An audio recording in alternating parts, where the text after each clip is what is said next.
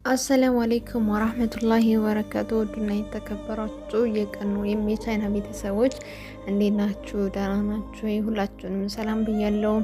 በዚህ ቻናል ላይ እንግዲህ የሚተላለፉት አንዳንድ ለኛ ይጠቅመናል የሚል ወይም እስላማዊ ነገራቶች ነው። ለዚህ ቻናል አዲስ ከሆናችሁ ላይክ፣ ሼር፣ ሰብስክራይብ በማድረግ ቤተሰብ ሆናለሁኝ።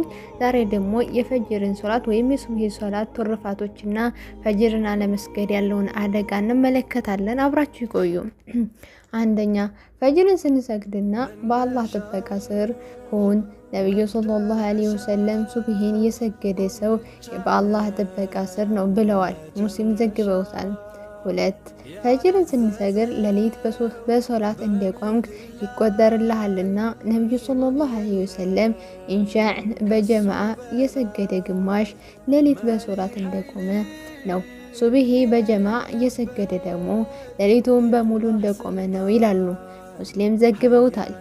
3ኛ ሱብሂን ስገድ ራስህን ከሙናፊቆች መገለጫ አስዳ። ነብዩ ሰለላሁ ዐለይሂ ወሰለም በሙናፊቆች ላይ እንደ ፈጅርና ኢንሻ ሶላት የሚከብደለም ይላሉ። ቡኻሪና ሙስሊም ዘግበውታል። 4ኛ ፈጅርን ስገድ ለጭንቀት ቀን ብርሃን ይሆናልና ነብዩ ሰለላሁ ዐለይሂ ወሰለም በጨለማዎች ወደ መስጂዶች የሚጓዙትን በቂያማ ቀን ሙሉ በሆነው ብርሃን አበስሯቸዋል ይላሉ። ሶሂህ አቡ ዳውድ 570 ላይ ዘግበውታል። 5 ሱብሂን ስገድ መላእክትን ይመሰክሩልሃል። ነብዩ ሰለላሁ ዐለይሂ ወሰለም እንዲህ ብለዋል፣ በእናንተ ውስጥ የሌሊት መላእክትና የቀን መላእክት ይተካካሉ። በፈጅር ሶላትና በአስር ሶላት ላይ ይሰባሰባሉ። ከዚያም እነዚያ በእናንተ ዘንድ ያደሩት ወደ ሰማይ ይወጣሉ። ይህን ጌታቸው በእነሱ ሁኔታ አዋቂ ሆኖ ሳለ ባሪያዎች የምን ሁኔታ ላይ ጩኻቸው ሲል ይጠይቃቸዋል። እነሱም እየሰገዱ ነው የተውናቸው፣ እየሰገዱም ነው የመጣናቸው ይላሉ። ቡኻሪና ሙስሊም ዘግበውታል። 6 ሱብሂን ስገድ ሙሉ የሐጅና ዑምራ አጅር እፈስ። ነብዩ ሰለላሁ ዐለይሂ ወሰለም የማለዳን ሶላት በጀማዓ የሰገደ ከዚያም ፀሐይ እስከምወጣ ድረስ አላህን እያወሳ የተቀመጠ እና ከዚያም 2 ረካዓት ሶላት የሰገደ ልክ እንደ ሐጅና ዑምራ አጅር አለው። ሙሉ ይላሉ። ሶሂህ 3403 ተዘግቦታል። 7 ፈጅርን ስገድ በዓለም ላይ ካሉ ጸጋዎች ሁሉ በላጭ የሆነውን ጸጋ የምትጎናጸፍበት እድል ታገኛለህና። ነብዩ ሰለላሁ ዐለይሂ ወሰለም የፈጅርን ሱናና ከፈርዱ በፊት የምትሰገደዋ 2 ረካዓ ሶላት ከዱንያ እና በውስጧ ካሉ ሁሉ በላጭ ነች ይላሉ። ሙስሊም ዘግበውታል። 8 ፈጅርን ስገድ ከጀሃነም መትረፊያ ጀነት መጎናጸፊያ ብስራት ታገኛለህና ነብዩ ሰለላሁ ዐለይሂ ወሰለም ፀሐይ ከመውጣቷና ከመግባቷ በፊት እየሰገደ አንድ ሰው እሳት አይገባም ይላሉ። ሙስሊም ዘግቦታል። እነዚህ ሶላቶች ፈጅርና አስር ናቸው። በሌላ ሐዲስ 2 ብርዳማ ሶላቶችን እየሰገደ ጀነት ይገባዋል ብለዋል። ቡኻሪና ሙስሊም ዘግበውታል። 9 ፈጅርን ስገድ ከጸጋዎች ሁሉ በላይ ጸጋ የሆነውን የላቀውን ጌታ መመልከትን ትታደላለህና። ነብዩ ሰለላሁ ዐለይሂ ወሰለም እናንተ ይህ ጨረቃ እንደምታዩት ጌታችሁን ታዩታላችሁ፣ እሱም በማየትም አትቸጋገሩም። ፀሐይ ከመውጣቷና ከመግባቷ በፊት ባለው ሶላት አለመበረታታት ከቻላችሁት አድርጉ፣ ስገዱ ይላሉ። ቡኻሪና ሙስሊም ዘግበውታል። 10 ፈጅርን ስገድ ጥሩ ነፍስ ይዘህ አንግተህ ንቁ የሆነህ ትውላለህ። ቡኻሪና ሙስሊም ዘግበውታል። ተጠንቀቁ። 1 ፈጅርን ሶላት ከማሳለፍ ተጠንቀቅ። ከፈጅር ሶላት መሳነፍ አደገኛ ሆነ የሙናፊቆች ምልክት ነውና ቡኻሪና ሙስሊምም ዘግበውታል። ፈጅርን ሶላት ከማሳለፍ ተጠንቀቁ። የሸይጣን መጸዳጃ አትሁን። በአንድ ወቅት ነብዩ ሰለላሁ ዐለይሂ ወሰለም ዘና እስኪነጋ ድረስ ሌሊቱን ስለሚተኛ ሰው ተወራ። ይህን እሳቸው እንዲህ አሉ፣ ያ በጆሮቹ ውስጥ ሸይጣን ሽንቱን ይሸናበት ሰው ነው አሉ። አልባኒ ሶሂህ ብለውታል። ሶሂሁ ተተረጊብ ወተተረሂብ ብለውታል። የፈጅርን ሶላት ከማሳለፍ ተጠንቀቁ፣ ያለበለዚያ የሸይጣን ወጥመድ ላይ ሲሳይ ትሆናለህ። ቀንህ ሙሉ ድብርት ይጫጫንሃል።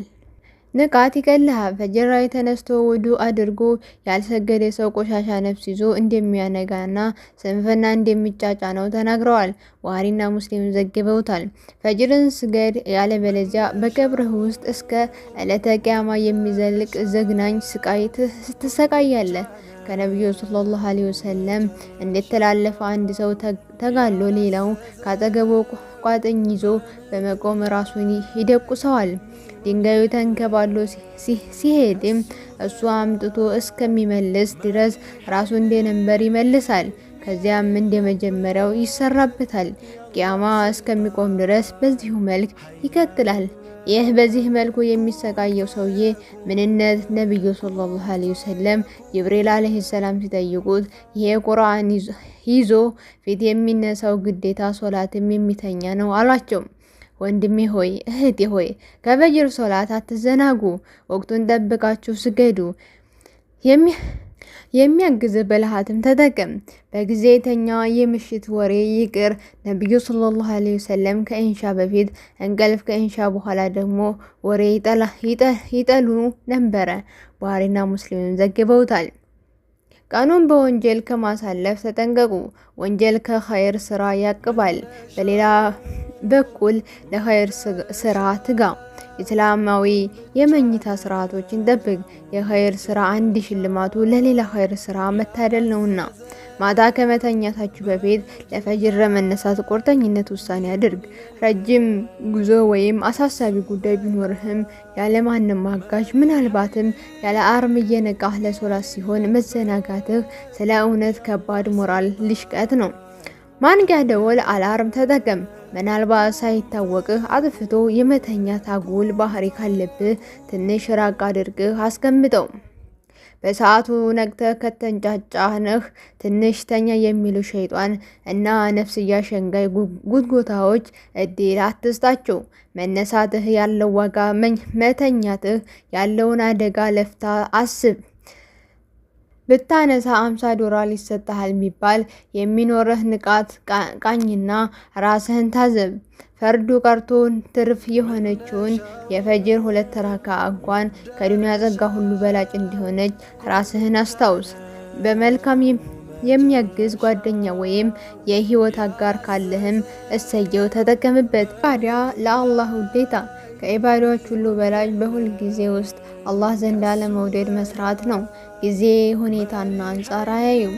ለምሳሌ ጂሃድ በሚያስፈልግበት ጊዜ ምርጡ ስራ ጂሃድ ነው። እንግዳ ቢመጣ በላጩ ስራ የሚወደደው ዚክሮች ጭምር በመተው ሀቆን ለመወጣት ደፋ ቀና ማለት ነው። ከፈጅር በፊት ባለው የመጨረሻ ሌሊት ጊዜ ሱሁር ላይ ትልቅና በላይ ስራ ሶላት፣ ቁርአን፣ ዱዓ፣ ዚክር እና እስትግፋር ናቸው። ተማሪን በሚመክሩበት በሚያስተምሩበት ጊዜ በላጩ ነገር ሙሉ በሙሉ ከልብ ሆኖ ማስተማር ነው። በአዛን ጊዜ በላጩ ስራ ሙአዚኑ በመከታተል የሚለውን ማለት በጊዜ ላይ የሚደረጉ ዚክሮችን ማድረግ ነው። በ5 ሶላት ወቅቶች በላጩ ነገር ሶላቶች በአማረና በተገቢው መልኩ ለመፈጸም የተቻሉትን ያህል መጣርና መበርታት፣ ጊዜያቸውን እንደገባ ወዲያውኑ መስገድ ነው። ወደ መስጂድ ሂዶ መስገድ ነው። መስጂዱ ቢቀር የሚሻለውና የሚመረጠው ይህ ነው።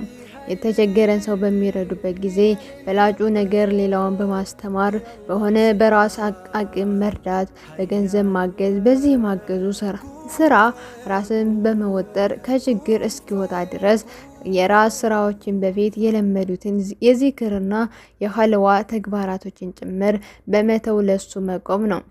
በቁርአን ቂራአት ጊዜ በላጩ ቀልብን በሙሉ አሰባስቦ ትኩረት በመጨመር ማስተንተን፣ ለመገንዘብ መጣር፣ አላህ ልክ እንደሚያናግረን ሆኖ በትኩረት መገኘት፣ ትዕዛዙንና ምልክቶችን ለመተግበር መቅሮጥ ናቸው። አረፋ ላይ በሚቆሙበት ጊዜ በላጩ ነገር መተናነስና በውዱእና በዚክር መበርታት፣ የሚያዳክም ጾም አለመጾም ናቸው። በአሸራል አልአዋኺር ረመዳን ጊዜ በላጩ መስጂድ ውስጥ መቆም፣ በኢባዳ መገልገል፣ ከሰዎች ወሬዎች መራቅ፣ እውቀትና ቁርአንን ከማስተማር በበለጠ መስጂድ ውስጥና በኢባዳ መቆየትና መገልገሉ ነው የሚመረጠው ብለዋል በርካታ ዑለሞች። ወንድም ሲታመም ወይም ሲሞት በላጩ ነገር እሱን መዘየርና ማጽናናት፣ ሲሞት ጀናዛውን ሽኝት ላይ መሸኘት ነው። መከራ ሲወርድና ሰዎችን ችግር በደረሰባቸው ጊዜ በላጩ ነገር ችግር በደረሰባቸው ብሎ አለመሸሽና ከነሱ ጋር ታግሶ አብሮ መኖር ነው። በላጩ ሙስሊም የሚያስቸግራቸው የሚሸሽ ሳይሆን በማስቸገራቸው ላይ የሚታገሱ ከነርሱ ጋር ተቀላቅሎ አብሮ የሚኖር ነው። በኸይር ነገር ከሙስሊሞች ጋር ተቀላቅሎ መኖር ከመገለል ይመረጣል። መጥፎ የሚሰሩ ከሆነ ግን ከነርሱ ጋር ከመኖር መገለሉ ይመረጣል።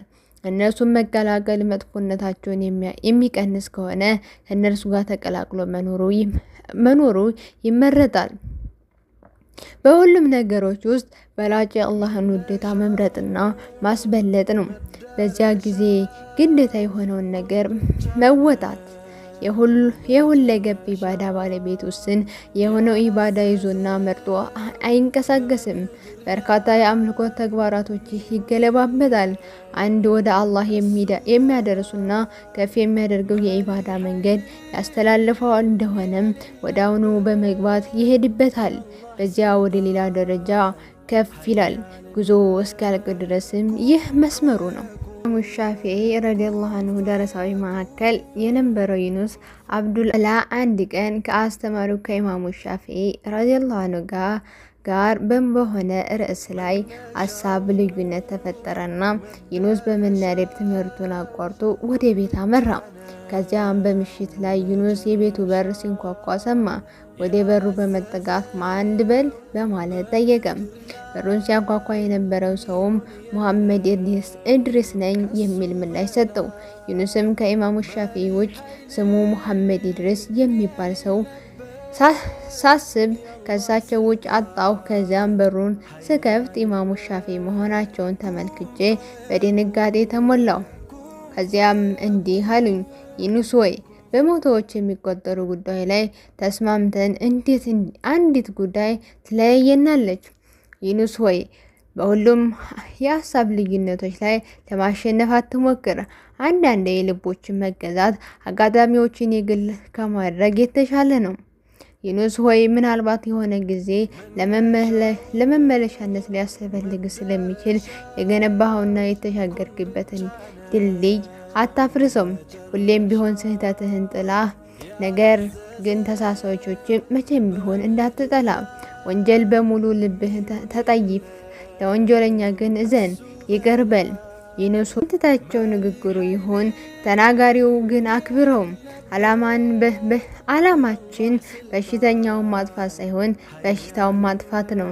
ይህ አስገራሚ ታሪክ ሳነብ እውቀት አላማና ጥጉን ነፍስ ረግጦ ከማን አለበኝነት ወጥቶ ኩራት ሳይሆን ትህትናን አውርሶ መኮፈስን ሳይሆን ሁሌም መፍራትንና በር ማለትን ማውረስ እንደሆነ ገባኝ። እውቀት ለመከራከሪያ ጎልቶ ለመታያነት ከታለመ ልብን ከጥላቻና ከቂም ቆርሾ ካላነጻናት ነፍስ በራሷ ተገርማ ሌላውን ከምንም መቁጠር ከጀመረች ምኑ እውቀት ሆነም?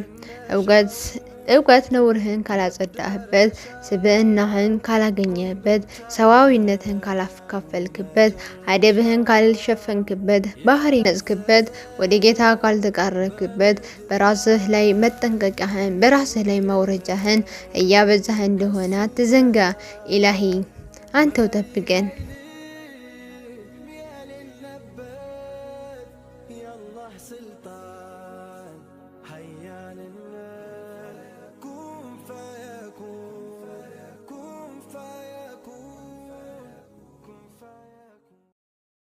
መነሻው መዳረሻው ኩን ብቻ ነው መጨረሻው ያላዘዘ